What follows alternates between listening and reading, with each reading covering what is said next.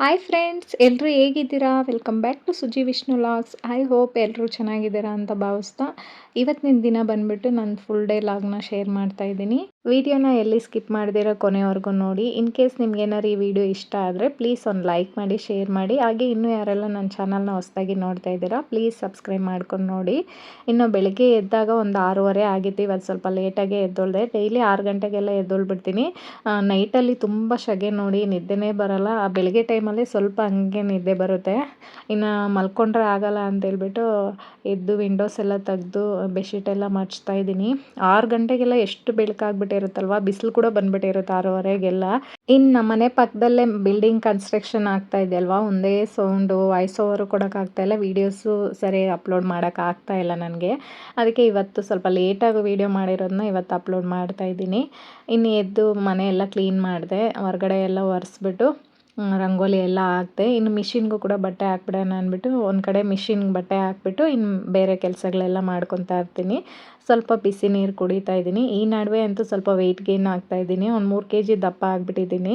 ಹಿಂಗೆ ಬಿಟ್ಟರೆ ದಪ್ಪ ಆಗಿಬಿಡ್ತೀನಿ ಅಂದ್ಬಿಟ್ಟು ಸ್ವಲ್ಪ ಎಕ್ಸಸೈಸ್ ಮಾಡೋಣ ಅಂತೇಳ್ಬಿಟ್ಟು ಸ್ವಲ್ಪ ಎಕ್ಸಸೈಸ್ ಮಾಡ್ತಾ ಇದ್ದೀನಿ. ಆಲ್ರೆಡಿ ಫಸ್ಟೆಲ್ಲ ಮಾಡ್ತಾಯಿದ್ದೆ, ಸೆಂಟ್ರಲ್ಲಿ ಸ್ವಲ್ಪ ದಿನ ಬಿಟ್ಬಿಟ್ಟೆ ನೋಡಿ ಎಕ್ಸಸೈಸ್ ಎಲ್ಲ ಮಾಡೋದು. ಸ್ವಲ್ಪ ವೆಯ್ಟ್ ಗೇನ್ ಆಗಿಬಿಟ್ಟಿದ್ದೀನಿ. ಇದೇ ಥರ ಬಿಟ್ಟರೆ ವೆಯ್ಟ್ ಗೇನ್ ಆಗಿಬಿಡ್ತೀನೇನೋ ಅಂತೇಳ್ಬಿಟ್ಟು ಮತ್ತು ಎಕ್ಸಸೈಸ್ ಎಲ್ಲ ಸ್ಟಾರ್ಟ್ ಮಾಡ್ಕೊಂಡಿದ್ದೀನಿ. ಇನ್ನು ಡೈಲಿ ರೊಟೀನಲ್ಲಿ ಎಕ್ಸಸೈಸ್ ಯಾವುದಾದ್ರು ಒಂದು ಎಕ್ಸಸೈಸ್ ಮಾಡಿದ್ರೆ ನಾವು ಆ್ಯಕ್ಟಿವ್ ಆಗಿರ್ತೀರಿ, ಬೇಗ ಬೇಗ ಕೆಲಸಗಳೆಲ್ಲ ಮಾಡ್ಬೋದು. ನಮ್ಮ ಹೆಲ್ತ್ಗೂ ಕೂಡ ತುಂಬಾ ಒಳ್ಳೆಯದು. ಇನ್ನು ಇವತ್ತಿನ ಬ್ರೇಕ್ಫಾಸ್ಟ್ಗೆ ಬಂದುಬಿಟ್ಟು ರಾಗಿ ಸೇಮಿಯಾ ಮಾಡಿದ್ದೆ. ಇನ್ನು ನಮ್ಮ ಹಸ್ಬೆಂಡ್ಗೆ ಲಂಚ್ ಬಾಕ್ಸ್ ಏನು ಬೇಡ ಅಂತ ಹೇಳಿದ್ರು, ಅದಕ್ಕೋಸ್ಕರ ಬರೀ ಟಿಫನ್ ಮಾತ್ರ ಮಾಡಿಕೊಟ್ಬಿಟ್ಟು ಇನ್ನು ಅವರು ತಿಂದ್ಬಿಟ್ಟು ಆಫೀಸ್ಗೆ ಹೊರಟ್ರು.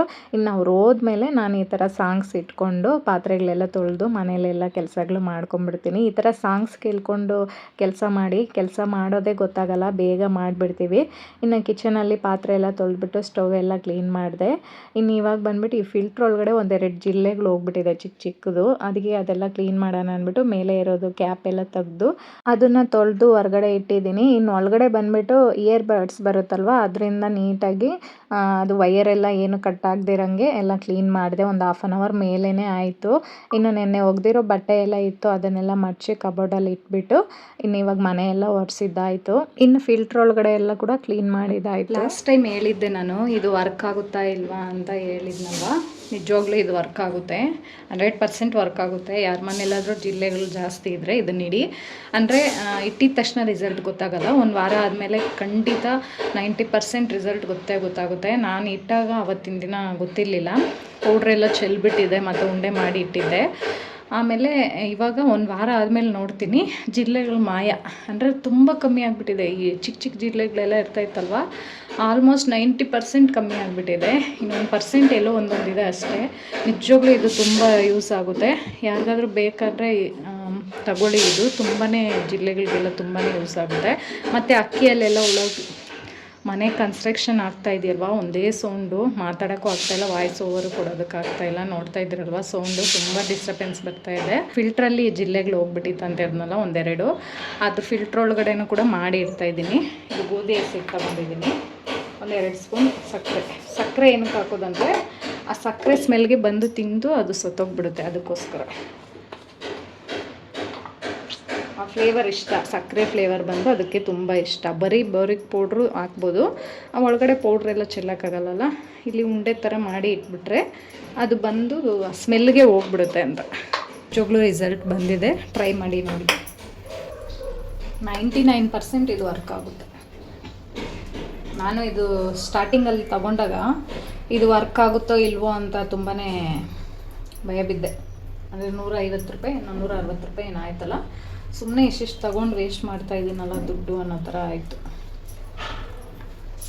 ಇದು ಬೋರಿಕ್ ಆಸಿಡ್ ಪೌಡರ್ ಅಂತೇಳ್ಬಿಟ್ಟು ತುಂಬಾ ಯೂಸ್ಫುಲ್ ಆಗುತ್ತೆ ಇದು. ಲಾಸ್ಟ್ ಟೈಮು ನಂಗೆ ಮನೆಯೆಲ್ಲ ಕ್ಲೀನ್ ಮಾಡಿದ್ನಲ್ವ, ಕಿಚನ್ ಕ್ಲೀನಿಂಗಲ್ಲಿ, ಅವಾಗ ಮೇಲೆ ಎಲ್ಲ ಕೂಡ ಸ್ಪ್ರೆಡ್ ಮಾಡಿ ಬಿಟ್ಬಿಟ್ಟಿದ್ದೆ, ಅಲ್ಲಲ್ಲಿ ಉಂಡೆ ಮಾಡಿ ಇಟ್ಬಿಟ್ಟಿದ್ದೆ. ಒಂದು 90% ಜಿರಳೆ ಎಲ್ಲ ಕಮ್ಮಿ ಆಗಿಬಿಟ್ಟಿದೆ. ಅದು ಎಲ್ಲಿಂದ ಬರುತ್ತಂತಲೇ ಗೊತ್ತಾಗಲ್ಲ, ಕಂಡುಹಿಡಿಯೋಕ್ಕೂ ಆಗಲ್ಲ, ಆ ಥರ ಇತ್ತು. ಮತ್ತು ಅಕ್ಕಿಯಲ್ಲಿ ಹುಳ ಎಲ್ಲ ಬೀಳುತ್ತೆ ನೋಡಿ, ಈ ಪೌಡ್ರನ್ನ ಹಾಕಿ ಬಿಟ್ಬಿಟ್ರೆ ಕೂಡ ಅಕ್ಕಿಯಲ್ಲಿರೋ ಹುಳ ಎಲ್ಲ ಹೋಗ್ಬಿಡುತ್ತೆ.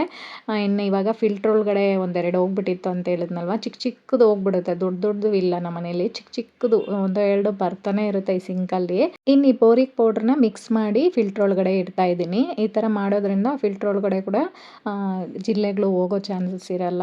ಇನ್ನು ಬಟ್ಟೆ ಕೂಡ ಒಗೆದಾಗಿತ್ತು, ಮಿಷಿನ್ಗೆ ಹಾಕಿದ್ನಲ್ವ ಎಲ್ಲ ಡ್ರೈ ಆಗಿತ್ತು, ಒಣಗಾಕ್ಬಿಟ್ಟು ಇನ್ನು ಈ ವೇಸ್ಟ್ ಬಾಟ್ಲ್ ಒಂದಿತ್ತು, ಫಾಂಟಾ ಬಾಟ್ಲು, ಇದು ಬಿಸಾಕೋದು ಬೇಡ ಅಂತ ಹೇಳ್ಬಿಟ್ಟು ಅದನ್ನು ಕಟ್ ಮಾಡಿ ಮನಿ ಪ್ಲ್ಯಾಂಟ್ ಇಡ್ತಾ ಇದ್ದೀನಿ. ಏನಂದರೆ ನಮ್ಮ ಮನೇಲಿ ಬಂದುಬಿಟ್ಟು ಮನಿ ಪ್ಲ್ಯಾಂಟ್ ಗಿಡ ಎಷ್ಟು ದೊಡ್ಡದಾಗಿ ಎಷ್ಟು ಚೆನ್ನಾಗಿ ಬೆಳೆದಿತ್ತು ಗೊತ್ತಾ. ಈ ನೈಟಲ್ಲಿ ಬಂದುಬಿಟ್ಟು ಇಲಿಗಳೆಲ್ಲ ಅಗ್ದುಬಿಟ್ಟಿದೆ, ತೋಡ್ಬಿಟ್ಟು ಮಣ್ಣೆಲ್ಲ ಎತ್ಬಿಟ್ಟಿದೆ. ಅದು ಬೇರೆಲ್ಲ ಕಟ್ಟಾಗ್ಬಿಟ್ಟಿದೆಯಲ್ಲ, ಒಂದು ಸೈಡಿಂದ ಗಿಡ ಒಣಗೋಗ್ತಾ ಇತ್ತು. ಇನ್ನು ಮೇಲೆ ಇರೋದನ್ನ ಈ ಥರ ಕಟ್ ಮಾಡಿ ನೀರಲ್ಲಿ ಇಡ್ತಾ ಇದ್ದೀನಿ, ನೋಡೋದಕ್ಕೂ ಕೂಡ ಚೆನ್ನಾಗಿರುತ್ತೆ ಅಂತ ಹೇಳ್ಬಿಟ್ಟು. ಇನ್ನು ಕಲರ್ ಸ್ಟೋನ್ಸ್ ಕೂಡ ಇತ್ತು, ಅದನ್ನು ಹಾಕಿ ಇಡ್ತಾ ಇದ್ದೀನಿ. ಫಸ್ಟೆಲ್ಲ ಯಾವ ಥರ ಇತ್ತು ಗೊತ್ತಾ, ಎಷ್ಟು ಚೆನ್ನಾಗಿತ್ತು ಹೊರಗಡೆ. ಇವಾಗ ತುಂಬಾ ಬೇಜಾರಾಗ್ತಾ ಇದೆ, ಎಲ್ಲ ಕಟ್ ಮಾಡಿಬಿಟ್ನ ಹೊರಗಡೆ ನೋಡೋದಕ್ಕೆ ಆಗ್ತಾ ಇಲ್ಲ, ಆ ಥರ ಇದೆ. ಇವಾಗ ಫೋಟೋ ಹಾಕಿದ್ನಲ್ವ, ನೋಡಿದ್ರಲ್ವ ಎಷ್ಟು ಚೆನ್ನಾಗಿ ಬೆಳೆದಿತ್ತು ಅಂದ್ಬಿಟ್ಟು. ಈ ಇಲಿಗಳಿಂದ ಇಡೀ ಗಿಡನೇ ಒಣಗೋಗ್ಬಿಡ್ತು. ಅದಕ್ಕೋಸ್ಕರ ಇನ್ನು ಇದ್ದಿದ್ದು ಒಣಗೋಗ್ಬಿಡುತ್ತಲ್ಲ ಅಂತೇಳ್ಬಿಟ್ಟು ಈ ಥರ ಕಟ್ಟಿ ಒಂದು 3 ಬಾಟ್ಲಲ್ಲಿ ಹಾಕಿಟ್ಟಿದ್ದೀನಿ. ಕಿಚನ್ ವಾಲ್ಗೆ ಈ ಥರ ಹಾಕಿಟ್ಟಿದ್ದೀನಿ, ಒಂದು 2 ಬಾಟ್ಲಲ್ಲಿ ಹಾಕಿಟ್ಟಿದ್ದೀನಿ. ಇನ್ನಿವಾಗ ಅದನ್ನೆಲ್ಲ ಎತ್ತಿಟ್ಬಿಟ್ಟು, ಟೊಮಾಟೊ ಬಂದುಬಿಟ್ಟು ಫ್ರಿಜ್ಜಲ್ಲಿ ಇಡ್ತೀವಲ್ವ, ತುಂಬ ಮೆತ್ತಗಾಗ್ಬಿಡುತ್ತೆ, ನೀರು ಹೋಗಿ ಸೇರ್ಕೊಂಡ್ಬಿಟ್ಟಿರುತ್ತೆ. ಇನ್ನು ಅದನ್ನು ಯಾಕೆ ವೇಸ್ಟ್ ಮಾಡೋದು ಅಂದರೆ ಸಾಂಬಾರ್ಗೆ ಹಾಕೋದಕ್ಕೂ ಇಷ್ಟ ಆಗಲ್ಲ. ಅಂದರೆ ಕೊಳ್ತೋಗಿರೋ ಸ್ಮೆಲ್ ಏನು ಬಂದಿರಲ್ಲ, ಅಂದರೆ ನೀರು ಸೇರ್ಕೊಂಡ್ಬಿಟ್ಟಿರುತ್ತೆ. ಒಂದೊಂದು ಸರಿ ಈ ಥರ ಆಗಿಬಿಡುತ್ತೆ ನಮ್ಮ ಫ್ರಿಜ್ಜಲ್ಲಿ. ಅದಕ್ಕೆ ಅದನ್ನ ಯಾಕೆ ವೇಸ್ಟ್ ಮಾಡೋದು ಅಂತೇಳ್ಬಿಟ್ಟು ಅದನ್ನು ನುಣ್ಣಗೆ ಪೇಸ್ಟ್ ಮಾಡಿ ಈ ಥರ ಐಸ್ ಬಾಕ್ಸಲ್ಲೇ ರೀಫ್ರೀಝರಲ್ಲಿ ಹಾಕಿ ಇಡ್ತಾ ಇದ್ದೀನಿ. ಏನಂದರೆ ಈ ಓಪನ್ ಪೋರ್ಸ್ ಇರುತ್ತಲ್ವ, ಪಿಂಪಲ್ಸ್ ಎಲ್ಲ ಬಂದು ಓಪನ್ ಪೋರ್ಸ್ ಆಗಿಬಿಟ್ಟಿರುತ್ತೆ ತುಂಬ ಜನಕ್ಕೆ.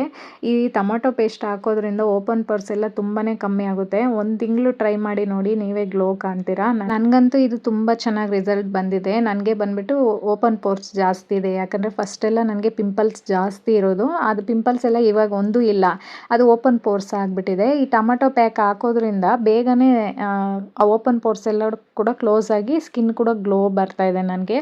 ಮತ್ತು ಎಲ್ಲರೂ ಹೊರಗಡೆ ಎಲ್ಲ ಹೋಗ್ಬಿಟ್ಟು ಬರ್ತೀವಲ್ಲ, ಆವಾಗ ಟ್ಯಾನ್ ಆಗಿರುತ್ತಲ್ಲ, ಈ ಟೊಮೊಟೊ ಫೇಸ್ ಪ್ಯಾಕ್ ಹಾಕಿದ್ರೂ ಕೂಡ ತುಂಬ ಗ್ಲೋ ಬರುತ್ತೆ. ಒಂದ್ಸರಿ ಟ್ರೈ ಮಾಡಿ ನೋಡಿ, ನಿಮಗೂ ರಿಸಲ್ಟ್ ಗೊತ್ತಾಗುತ್ತೆ.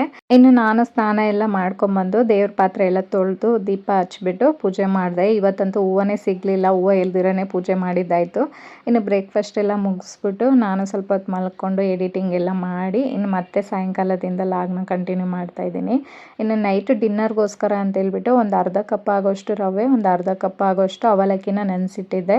ಇವಾಗ ಮಿಕ್ಸಿ ಜಾರ್ಗೆ ಹಾಕ್ಕೊತಾ ಇದ್ದೀನಿ. ಇವಾಗ 1 ಕಪ್ ಆಗೋಷ್ಟು ರಾಗಿ ಹಸಿಟ್ಟು, 1 ಈರುಳ್ಳಿ, ಒಂದು ಅರ್ಧ ಇಂಚು ಶುಂಠಿ, 1 ಟೇಬಲ್ ಸ್ಪೂನ್ ಜೀರಿಗೆ ಹಾಕಿ ನುಣ್ಣಗೆ ರುಬ್ಕೊತಾ ಇದ್ದೀನಿ. ಈ ಥರ ನುಣ್ಣಗೆ ರುಬ್ಕೊಂಡು ರುಚಿಗೆ ಎಷ್ಟು ಬೇಕೋ ಅಷ್ಟು ಉಪ್ಪು ಹಾಕಿ ಮಿಕ್ಸ್ ಮಾಡಿಕೊಂಡು ಒಂದು 5 ನಿಮಿಷ ಅದೇ ಬಿಟ್ಬಿಟ್ಟು ಆಮೇಲೆ ದೋಸೆ ಮಾಡ್ಕೊತಾ ಇದ್ದೀನಿ. ಇನ್ನು ಇದಕ್ಕೆ ಕಾಂಬಿನೇಷನ್ ಆಗಿ ಕಡಲೆಬೀಜ ಚಟ್ನಿ, ಕಡಲೆಪಪ್ಪು, ಕಡಲೆ ಬೀಜ ಎಲ್ಲ ಹಾಕಿ ಸ್ವಲ್ಪ ಫ್ರೈ ಮಾಡಿಬಿಟ್ಟು ಚಟ್ನಿ ಮಾಡಿಕೊಂಡೆ. ಇನ್ನು ದೋಸೆ ಹಾಕ್ಕೊತಾ ಇದ್ದೀನಿ. ಈ ದೋಸೆ ಅಂತೂ ಒಂದು 2 ತಿಂದ್ಬಿಟ್ರೆ ಫುಲ್ ಆದಂಗೆ ಇರುತ್ತೆ, ಮತ್ತು ವೆಯ್ಟ್ ಲಾಸ್ ಮಾಡೋರ್ಗೂ ಕೂಡ ತುಂಬಾ ಹೆಲ್ಪ್ ಮಾಡುತ್ತೆ. ಇದಕ್ಕೆ ನಮ್ಮ ಹಸ್ಬೆಂಡ್ಗೆ ಎಗ್ ಹಾಕ್ಕೊಡು ಅಂತ ಹೇಳ್ತಾಯಿದ್ರು, ಅದಕ್ಕೆ ಎಗ್ ಹಾಕಿದೆ. ಎಗ್ ಹಾಕೋದ್ರಿಂದ ಇನ್ನೂ ಟೇಸ್ಟ್ ಜಾಸ್ತಿ ಬರುತ್ತೆ. ಟ್ರೈ ಮಾಡಿ ನೋಡಿ ನೀವು ಕೂಡ. ಇನ್ನಿವಾಗ ನಮ್ಮದು ಡಿನ್ನರ್ ಇವತ್ತು ಸಿಂಪಲಾಗಿ ಈ ಥರ ಮಾಡ್ಕೊಂಡಿದ್ದೆ. ಇನ್ನು ಒಂದೊಂದೇ ಮಾಡಿ ಮಾಡಿ ಹಾಕ್ತಾ ಇರ್ತೀನಿ. ನಮ್ಮ ಹಸ್ಬೆಂಡ್ ಇನ್ನು ತಿಂತಾ ಇರ್ತಾರೆ. ಬಿಸಿ ಬಿಸಿ ತಿಂದ್ರೇ ಒಂಥರ ಚೆನ್ನಾಗಿರುತ್ತೆ. ಇನ್ನು ನಾನು ಕೂಡ ಊಟ ಎಲ್ಲ ಮಾಡಿಕೊಂಡು ಸ್ವಲ್ಪ ಅಂಗಡಿಗೆಲ್ಲ ಹೋಗ್ಬಿಟ್ಟು ಬಂದ್ರಿ. ತರಕಾರಿ, ಸೊಪ್ಪು ಮತ್ತು ಎಗ್ಗು ಎಲ್ಲ ಖಾಲಿ ಆಗಿಬಿಟ್ಟಿತ್ತು, ಅದನ್ನೆಲ್ಲ ತೊಗೊಂಬಂದಿದ್ರಿ. ಇನ್ನು ನೀರೆಲ್ಲ ಕೂಡ ಖಾಲಿ ಆಗಿಬಿಟ್ಟಿತ್ತು ಮಡಿಕೆಯಲ್ಲಿ. ಡೈಲಿ ಒಂದು ದಿವಸ ಬಿಟ್ಟು ಒಂದು ದಿವಸ ನೀರು ತುಂಬಿಸಿಟ್ಬಿಡ್ತೀನಿ. ಮಡಿಕೆನ ಬರೀ ನೀರಲ್ಲಿ ತೊಳೆದ್ಬಿಟ್ಟು ಫಿಲ್ಟರ್ ನೀರನ್ನ ತುಂಬಿಸಿಡ್ತೀನಿ. ಇನ್ನೊಂದು ಕಡೆ ನೀರೆಲ್ಲ ತುಂಬಿಸೋಷ್ಟರಲ್ಲಿ ಈ ಕಡೆ ಮೊಟ್ಟೆನೆಲ್ಲ ಜೋಡಿಸಿಡ್ತಾ ಇದ್ದೀನಿ. ಇನ್ನು ಬೆಳಗ್ಗೆಗೆ ಬಂದುಬಿಟ್ಟು ಇದು ಬಂದುಬಿಟ್ಟು ಬ್ಲ್ಯಾಕ್ ಕಿಡ್ನಿ ಬೀನ್ಸು, ಅದನ್ನು ನೆನೆಸಿಡ್ತಾ ಇದ್ದೀನಿ ನೀರಲ್ಲಿ. ಇನ್ನು ಏನಾದ್ರು ಸ್ಯಾಲಡ್ ಥರ ಮಾಡೋಣ ಅಂತೇಳ್ಬಿಟ್ಟು. ಇನ್ನು ಸೊಪ್ಪೆಲ್ಲ ತೊಗೊಂಬಂದಿದ್ದೆ, ಸಬ್ಬಕ್ಕಿ ಸೊಪ್ಪು, ಪಾಲಕ್ ಸೊಪ್ಪೆಲ್ಲ. ಇವಾಗ ಸೊಪ್ಪನ್ನ ಒಂದೊಂದೇ ಬಿಡಿಸೋ ಬದಲು ಈ ಥರ ಒಂದೇ ಸಾರಿ ಕಟ್ ಮಾಡ್ಕೊಳ್ಳಿ, ಈಸಿಯಾಗಿ ಬಿಡಿಸ್ಬಿಡ್ಬೋದು ಸೊಪ್ಪನ್ನ. ಮತ್ತು ಯಾರಿಗೆಲ್ಲ ಗಿಡಗಳು ಬೆಳೆಸ್ತೀರ ನೋಡಿ, ಆ ಬೇರನ್ನ ಹಂಗೆ ನಟ್ಟಿದ್ರೆ ಮಣ್ಣಲ್ಲಿ ಚೆನ್ನಾಗಿ ಬರುತ್ತೆ ಸೊಪ್ಪೆಲ್ಲ, ಮತ್ತು ಚಿಗುರುತ್ತೆ.